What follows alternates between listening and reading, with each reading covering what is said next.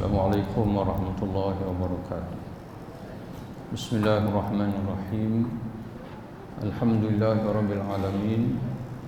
Wassalatu wassalamu ala nabiyyina wa habibina wa syafi'ina Muhammad bin Abdullah wa ala alihi wa ashabihi wa man ihtada bihadihi wastanna bisunnatihi ila yaumiddin, amma ba'd. Yang dikasihi Tuan Imam sekalian, pegawai dan direktur kuasa masjid, tuan-tuan, puan-puan, muslimin dan muslimat yang dirahmati oleh Allah Subhanahu wa taala. Dalam tazkirah pada malam ini, sebagaimana yang diatur oleh Jabatan Mufti, bahawa ayat kita pada malam ini ayat 92 sehinggalah ayat 102 daripada surah Al-Kahfi. Masih lagi dalam kisah berkenaan dengan Zulkarnain. Dalam surah ini, tuan-tuan sekalian, selain daripada kisah Zulkarnain, kisah yang mana Allah Subhanahu wa taala menonjolkan kepada kita dari sudut pemerintahan, seorang individu yang dikurniakan kuasa oleh Allah, kemudian dia telah menegakkan keadilan sebagaimana yang diperintahkan oleh Allah Subhanahu wa taala. Adil kepada Allah dan juga adil kepada makhluk. Lawan kepada adil iaitu zalim. Al-zulmu zulumatun yawmal qiyamah. Zalim adalah kegelapan pada hari kiamat. Dalam Al-Quran, tuan-tuan sekalian, bila kita melihat berkenaan dengan zalim ini, dia tidak sebagaimana yang kita biasa faham. Zalim ini apabila seseorang itu menganiaya orang lain. Tapi kita bertemu dalam surah Luqman, Allah Subhanahu wa taala menyebutkan syirik itu sebagai zalim. Wasiat Luqmanul Hakim kepada anak kesayangan dia, ya bunayya la tusyrik billah inna syirka la zulmun azim. Wahai anak kesayanganku, janganlah kamu syirik kepada Allah, karena sesungguhnya syirik itu merupakan satu kezaliman yang besar. Dan begitu juga, tuan-tuan sekalian, dalam surah Al-Maidah, Allah Ta'ala menyebutkan di antara zalimnya, apabila di antara maksud zalim, apabila seseorang itu enggan untuk mematuhi syariat Allah. Faman lam yahkum bima anzalallah fa ulaika humuz zalim. Maka siapa yang tidak mau berhukum, memutuskan dengan apa yang diturunkan oleh Allah, maka mereka itu adalah orang-orang yang zalim. Dan zalim juga apabila manusia melakukan dosa, menzalimi diri sendiri, kerana dengan dosa itu menyebabkan kita akan disiksa oleh Allah di akhir. Bahkan di dunia lagi pun, dosa itu menyebabkan pendek umur, menyebabkan payah rezeki, menyebabkan pergaduhan di antara sama sendiri dan sebagainya. Maka itu masuk dalam menzalimi diri sendiri. Bahkan orang bertakwa, zalim yang pertama, mustahil orang bertakwa akan melakukan syirik. Dan itu juga mustahil orang bertakwa menolak dari memutuskan permasalahan dengan syariat Allah. Tapi orang bertakwa boleh melakukan dosa. Jadi sebab itu Allah Ta'ala menyebut dalam surah Ali Imran, di antara sifat orang bertakwa ialah alladzina idza zalamu anfusahum zakarullah. Iaitulah orang-orang yang apabila mereka menzalimi diri mereka sendiri, alladzina idza fa'alu fahishatan, orang yang apabila melakukan fahishatan, suatu perkara keji, dosa besar, atau zalamu anfusahum, atau mereka menzalimi diri mereka sendiri, zakarullah, mereka segera kembali ingat kepada Allah, kemudian mereka mohon keampunan ke atas atau bagi dosa-dosa yang mereka lakukan. Jadi orang bertakwa menjadi sifat dia tidak akan biarkan dirinya berada dalam kezaliman, walaupun tersalah, tersilap, dia akan kembali kepada keadilan. Jadi sebab itu tuan-tuan sekalian, yang keempat, barulah zalim dalam maksud menganiaya orang lain, menyakiti orang, memfitnah orang, merugikan orang lain dan sebagainya. Jadi kerana itu tuan-tuan sekalian, dalam surah Al-Kahfi ini, salah satu perkara yang perlu kita renung, kenapa surah Al-Kahfi ini Allah SWT, Rasulullah SAW kaitkan dengan Dajjal. Ada hadis menyebutkan sesiapa yang menghafal 10 ayat daripada surah Al-Kahfi, usma minad Dajjal, atau kama qala Nabi SAW, dia akan terpelihara daripada Dajjal. Dan kita tahu semua Dajjal ini adalah penipu besar yang akan muncul di akhir zaman. Hanya orang yang beriman dan dipelihara oleh Allah Ta'ala saja yang boleh selamat daripada Dajjal. Dan di antaranya Nabi beri jaminan orang yang menghafal surah Al-Kahfi, kalau tidak keseluruhan, dia menghafal 10 ayat di awal Al-Kahfi, dan ada hadis menyebutkan 10 ayat di hujung Al-Kahfi, riwayat Imam Ahmad. Hadis di awal surah Al-Kahfi itu, siapa menghafal 10 ayat di awal Al-Kahfi, riwayat Imam Muslim. Dan di sana ada baca, man qara'a, menyebutkan sesiapa yang baca surah Al-Kahfi fi yaumil jumu'ah, pada hari Jumaat, adha'a lahu minan nur ma bainal jumu'atain, Allah akan menyinari nur untuknya sampai selama tempoh di antara 2 Jumaat. Jadi tuan-tuan sekalian, Dajjal ni dia penipu. Orang yang tertipu ni orang yang tak nampak jalan. Jadi apabila orang itu nampak jalan, ada nur pada dia, dia boleh tengok apa yang betul, apa yang salah. Penipu besar mana sekalipun tak akan mampu untuk mempengaruhi dia. Dan dalam Quran itu tuan-tuan sekalian, Allah Ta'ala menyebutkan di antara nama Al-Quran Karim itu ialah An-Nur. Al-Quran itu sebenarnya adalah cahaya, dan juga sunnah Nabi SAW juga adalah cahaya yang memberi suluhan kepada kita. Khusus dalam surah Al-Kahfi ini tuan-tuan sekalian, selain daripada kisah Zulkarnain, seolah-olah menjadi cahaya, menjadi nur bagi orang yang Allah Ta'ala uji dengan pemerintahan. Kalau kamu diuji oleh Allah dengan pemerintahan, kamu mesti mencontohi Zulkarnain. Kamu hanya menguasai satu negeri, kamu hanya menguasai satu negara, tapi Zulkarnain menguasai timur dan barat, utara dan selatan. Tapi dia manfaatkan kelebihan yang dikurniakan Allah kepada dia ini untuk menolong manusia. Jadi sebelum ni pun tuan tengok, dia sampai ke timur, dia tolong orang, dia sampai ke barat pun dia tolong orang lain. Bahkan apabila dia sampai dalam ayat kita pada malam ni tuan-tuan sekalian 92 ini, dia sampai di satu daerah, di mana daerah itu masalahnya adalah Ya'juj dan Ma'juj. Daerah Ya'juj dan Ma'juj.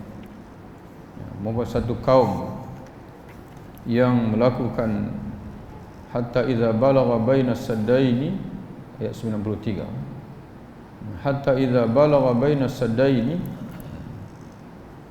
sehinggalah apabila dia sampai kawasan antara 2 gunung, dia menemui wajada min dunihima, dia menemui di dekat dengan 2 gunung itu qauman, satu kaum, la yakaduna yafqahuna qawla, yang hampir tidak memahami percakapan orang lain. Maknanya kaum yang sangat pelik. Baru ni pun ada orang forward dalam Facebook satu percakapan satu bangsa di sebelah Rusia sana tu, memang cakap pelik sungguh. Memang luar biasa cara percakapan dia tu. Tapi bukanlah nak kata kaum ni di situ, tapi di sini disebut begitu, la yafqahuna la yakaduna yafqahu qawla. Bahasa dia bercakap itu pelik, dan juga dia bercakap pun, orang bercakap pun dia tak faham. Sehingga akan diceritakan dalam tafsir, Zulkarnain ni dalam interaksi dia dengan mereka ini bukan satu pun terjemah, 2-3 orang pun terjemah. Mana lepas bahasa dia bercakap, kemudian diterjemah oleh jurubahasa yang pertama, jurubahasa pertama terjemah pada kedua, sampai 3-4 penterjemah baru boleh sampai kepada, boleh faham bahasa mereka, sampai kepada mereka maksud. Qalu, mereka mengadu kepada Zulkarnain, ya Zulkarnain, inna Ya'juj wa Ma'juj mufsiduna fil ard. Wahai Zulkarnain, sesungguhnya kaum Ya'juj dan Ma'juj itu telah membuat kerosakan di bumi. Fahal naj'alu laka kharjan, maka bolehkah kami memberikan kepada kamu kharjan, ani ju'lan, upah, ala an taj'ala bainana wa bainahum sadda, supaya kamu membuat benteng antara kami dan juga mereka. Jadi mereka menghadapi masalah Ya'juj dan Ma'juj. Kata ulama dalam tafsir, Ya'juj dan Ma'juj ini adalah bangsa manusia daripada keturunan Yafis bin Nuh, keturunan Nabi Nuh. Dan diceritakan dalam hadis, dan diceritakan di antaranya, tuan-tuan boleh tengok dalam tafsir Aisarut Tafasir Syekh Al-Jazairi, ada dalam tu dia cerita di akhir zaman nanti bila mereka melanda dunia ini, semua benda yang mereka jumpa mereka makan semua, termasuk dalam kitab tu sebut gajah pun makan, tuan-tuan boleh lihat. Kemudian apa binatang buas pun makan. Dan turut disebut dalam tafsir itu, dia kata ada yang mati di kalangan mereka pun makan. Mana? Memang teruklah, satu bangsa yang teruk, yang akan muncul di atas muka dunia ini. Dan berdasarkan kepada ayat ini, maka sudah pun muncul sejak daripada zaman Zulkarnain lagi. Dan mengikut ahli sejarah, Zulkarnain ini sebelum kelahiran Nabi Isa AS lagi. Ini sejarah ni adalah sejarah lama. Para ulama khilaf dalam menyebutkan ataupun dalam memastikan apakah Zulkarnain ini dia adalah aulia Allah sahaja, macam Ashabul Kahfi, macam Maryam, itu aulia Allah. Kemudian ataupun dia nabi, ataupun dia seorang nabi diberi wahyu oleh Allah. Wa zahir, kata tafsir Aisarut Tafasir, kata dia yang zahir, apa yang nyatanya ialah nabi. Dia nabi yang diberi wahyu. Kalau kita tengok dari sudut kisahnya itu, bahasa ataupun ungkapan yang Allah Ta'ala sebut tentang dia itu, dia adalah seorang nabi yang diberi wahyu oleh Allah Subhanahu wa Ta'ala. Sama juga ulama khilaf dalam masalah Khadir yang bertemu dalam surah Al-Kahfi juga ada kisah Musa alaihissalam. Musa sedia maklum adalah rasul, tapi Khadir, bertemu Khadir, para ulama khilaf lagi dalam masalah itu, apakah Khadir ini seorang nabi ataupun dia wali Allah saja. Ya, tapi mengikut Imam Suyuti rahimahullah, jumhur ulama menyatakan dia adalah wali, bukan nabi, aulia Allah. Cuma masalah orang Melayu ni kalau sebut wali ni dia faham lain pula. Wali bagi orang Melayu ni kira hak yang boleh menunjukkan benda-benda yang luar biasa, boleh berjalan atas air, boleh terbang di udara dan sebagainya. Tapi kalau ikut Quran Karim, alladzina amanu wa kanu yattaqun, wali ini adalah orang beriman dan mereka sentiasa bertakwa kepada Allah. Jadi yang luar biasa itu bukan wali. Yang luar biasa itu adalah karamah. Kena bezakan. Karamah tak semestinya seorang wali itu ditunjukkan karamah dia. Dan karamah ini dia ada kaitan dengan fungsi tugas seseorang itu. Ini kadang-kadang duk tak duk nak tengok karamah saya. Boleh tunjuk, boleh tunjuk pula karamah bila-bila masa. Tentu bahasa lain kena ingat satu benda. Perkara yang luar biasa ini ada kalanya sihir. Perkara luar biasa itu ada ketikanya adalah sihir. Berhati-hatilah, kerana karamah tidak boleh dipelajari, sebagaimana juga mukjizat.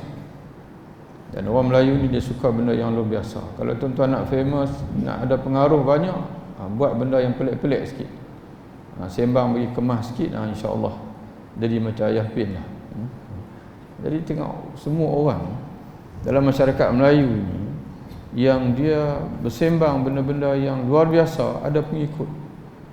Ada pengikut kerana tabiat kita macam tu. Kita suka benda yang luar biasa. Padahal agama, tuan-tuan sekalian, dia bukan luar biasa. Agama ini kita kena buat sama macam orang dulu buat. Sembahyang 5 waktu, jaga solat berjamaah, baca Quran bagi banyak, berzikir bagi banyak, tuan-tuan sekalian, puasa, jaga diri daripada maksiat. Itulah sebenarnya wali. Allah Ta'ala sini sebut alladzina amanu wa kanu yattaqun. Wali Allah itu, dan dijanjikan Allah keselamatan dunia akhirat, tidak ditimpa dengan ketakutan dan juga kesedihan, itu ialah alladzina amanu, mereka ialah orang-orang yang beriman, wa kanu yattaqun, dan mereka sentiasa bertakwa kepada Allah Subhanahu wa taala. Jadi tuan-tuan sekalian, kita pun tak lama insya-Allah, dalam 5 minit lagi selesai. Jangan bimbang. Kita ada 4 rakaat lagi. Cuma tuan-tuan perhatikan apa jawapan, kita ringkas-ringkaslah tuan-tuan sekalian. Apa jawapan Zulkarnain? Kaum ini mereka offer, mereka tawarkan kepada Zulkarnain ni kharjan, mereka nak bayar, ju'lan, tolonglah buat kepada kami tembok yang misahkan kami dengan Ya'juj dan Ma'juj. Naj'u laka kharjan, kami akan beri upah kepada kamu. Segala kekayaan, harta yang kami ada ni kami nak bagi kepada kamu. Tolong buat dengan teknologi yang kamu ada. Dan tuan-tuan akan perhatikan, memang zaman itu sendiri pun Zulkarnain ni sudah mempunyai teknologi untuk bina benteng yang kukuh. Dan Allah Ta'ala ungkapkan dengan bahasa yang cukup mengkagumkan. Zulkarnain kata kepada mereka, atuni zubaral hadid, berilah kepadaku potongan-potongan besi, hatta idza sawa bainas sadafain, hingga apabila besi-besi itu disusun sama paras dengan kedua sisi gunung itu, Zulkarnain memerintahkan pula, tiupkanlah api kepadanya, hingga apabila besi itu sudah menjadi merah menyala seperti api, dia pun minta pula, berikan kepadaku tembaga yang mendidih untuk aku tuangkan ke atas besi panas itu.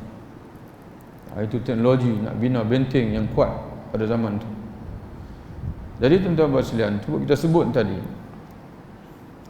sebelum itu apa jawapan Zulkarnain apabila mereka minta tolong dan mereka offer bayaran, kami akan bayar.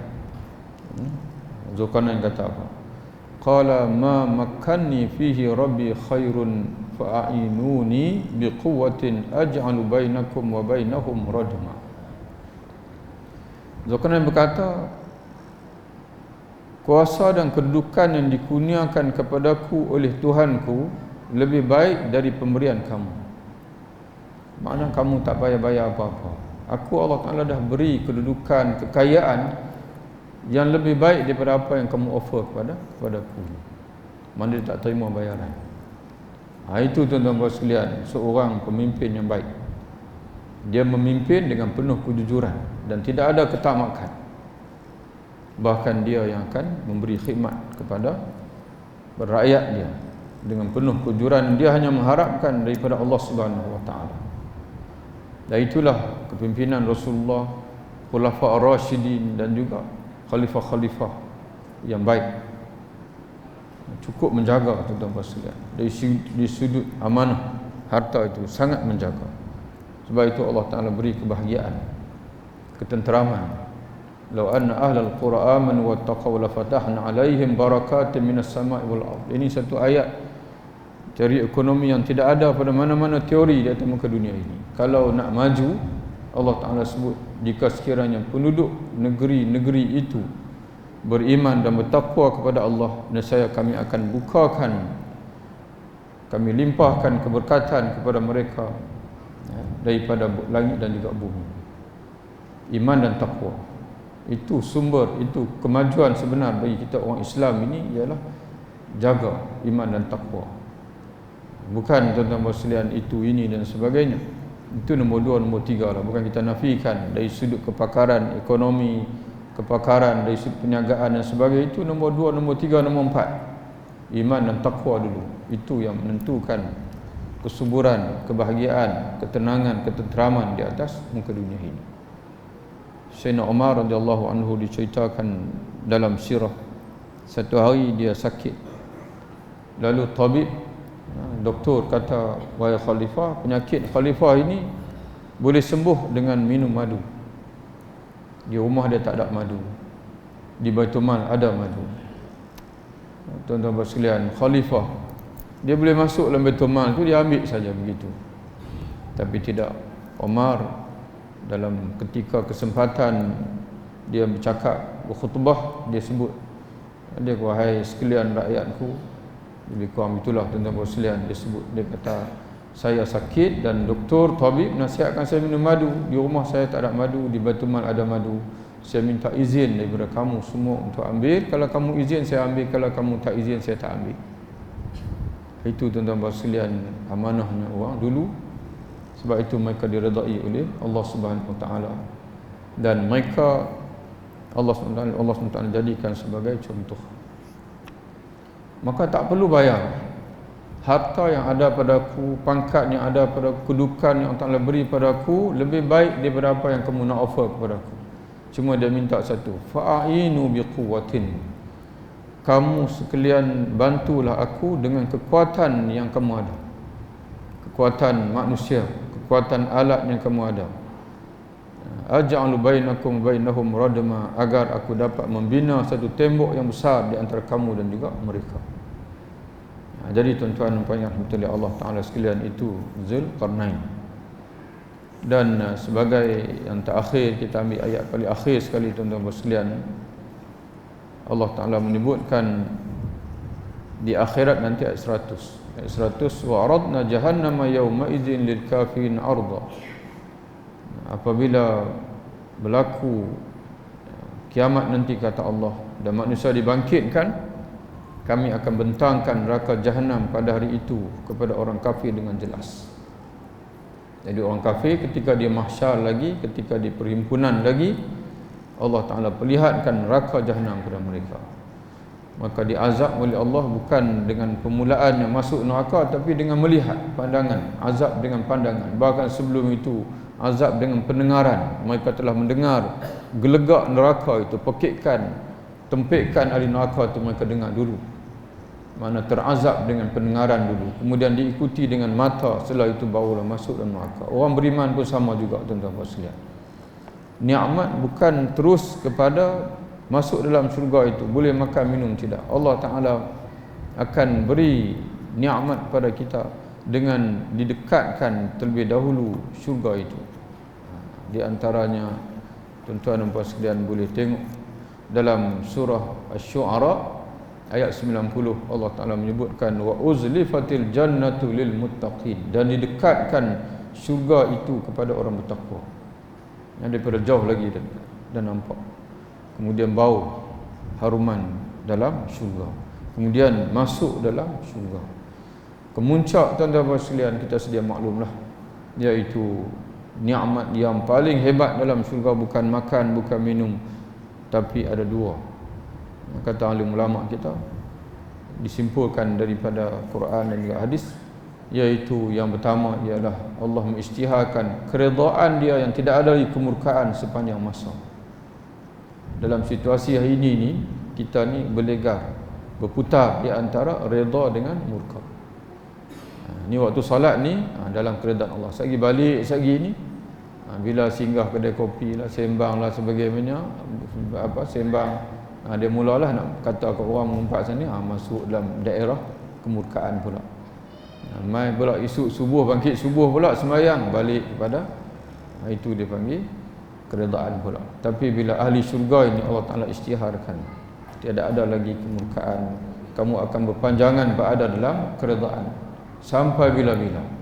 Dan satu lagi nikmat yang paling tinggi yang dikurniakan Allah kepada ahli syurga ialah ru'yatullah, wujuhun yawma idzin nadhirah ila rabbiha nazirah, dalam surah Al-Qiyamah. Wajah-wajah pada orang beriman pada ketika itu, pada hari itu berseri-seri, bercahaya, berseri-seri, penuh dengan keceriaan. Kenapa? Kata Allah, ila rabbiha nazirah, karena kepada Tuhannya mereka memandang. Jadi tuan-tuan bayangkanlah, satu hari nanti kita akan melihat Allah Ta'ala. Kita akan melihat, hari ini kita menghadap Allah. Setia kita, insya-Allah. Setia kita menghadap Allah tanpa jemu-jemu selagi tak mati. Itulah tugas kita, menghadap Allah pagi, tengah hari, petang, matahari terbenam, kemudian malam sebelum tidur. Dan orang yang menjaga salat dengan waktu dan apa keadaan sekalipun, dia akan mati selepas salat. Dia mati pukul 10 pagi, dia mati selepas subuh. Dia mati 3 petang, dia mati lepas zuhur. Mungkin tuan-tuan tanya, ustaz, kawan saya koma 2-3 bulan dah, tak bangkit-bangkit, tak sembahyang dah 2 bulan. Ada hadis tuan-tuan sekalian, dia mengambil hukum apa yang dia buat sebelum koma.